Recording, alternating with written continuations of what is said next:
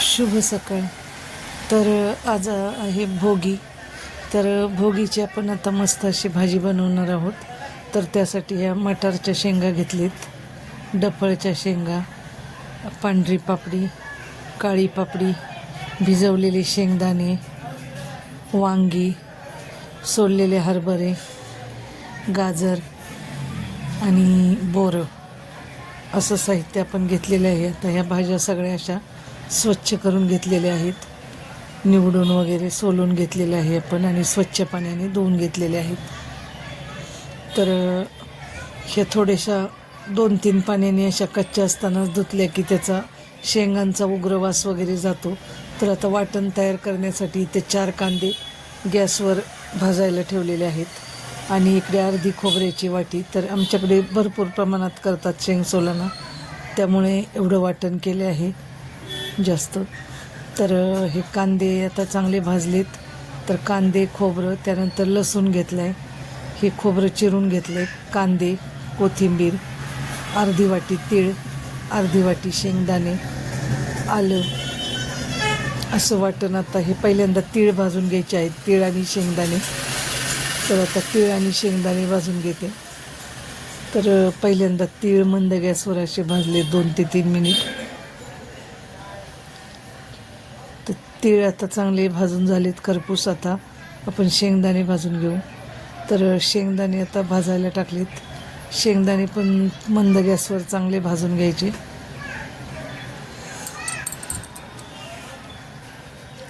शेंगदाणे भाजून झालेले आहेत आता. तर ते काढून घ्यायचे आणि त्याची सालं काढून आता शेंगदाणे आणि तीळ एकत्र करून वाटायचं आहे आपल्याला. तर आता हे सगळं वाटण आपण वाटून घेतले आणि इकडे घरगुती लाल तिखट चवीप्रमाणे, आम्हाला तिखट लागतं थोडं त्यामुळे जास्त घेतले. त्यानंतर हा गरम मसाला आणि कलरसाठी ही लाल पावडर, मिरची पावडर. तर आता तेल तापत ठेवले आणि फोडणी करून घ्यायची आहे आपल्याला. तर कढईत तेल तापलं की आता आपण घालणार आहोत हिंग,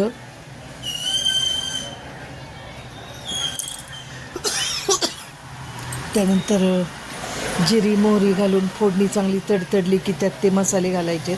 घरगुती काळा मसाला, लाल तिखट आणि गरम मसाला. तर त्यात आता आधी थोडी हळद घालू. आता हळद घातल्यानंतर हे सगळे कोरडे मसाले घालून घ्यायचे. घरगुती काळा मसाला, लाल तिखट आणि गरम मसाला हे घालून आता आपण जे वाटण वाटलेलं आहे ते वाटण घालून घ्यायचे. कढीपत्ता थोडा घातला.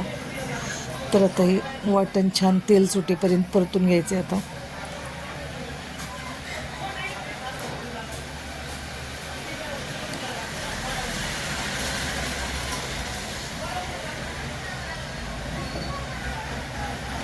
साधारण 5 मिनिट लागतात, 5 ते 7 मिनिट. तर थोडंसं पाणी घालायचं म्हणजे मसाले करपत नाहीत. ते थोडं पाणी घालून हे वाटण चांगलं परतून घ्यायचं. आता कुकर ठेवला एका बाजूला, त्यात परत थोडंसं तेल घालायचं आणि इकडे 2 दालचिनीचे तुकडे, 1 चक्री फूल आणि 1 टेबलस्पून तीळ घेतलेले आहेत आता ह्या. आणि इकडे मसाला पण चांगला परतत आलेला आहे. आता तेल सुटलं आहे मसाल्याला. तर आता कुकरमधलं तेल गरम झालं आहे. तर त्यात आता तीळ, दालचिनी आणि चक्री फूल हे टाकून घेतलं आणि त्यानंतर आता आपला जो मसाला आपण परतून घेतलेला आहे तो मसाला घालून घेतला. मसाला घातल्यानंतर स्वच्छ धुतलेल्या ज्या भाज्या आहेत त्या भाज्या घालून मसाल्यात छान परतून घेतल्या 5 मिनिट.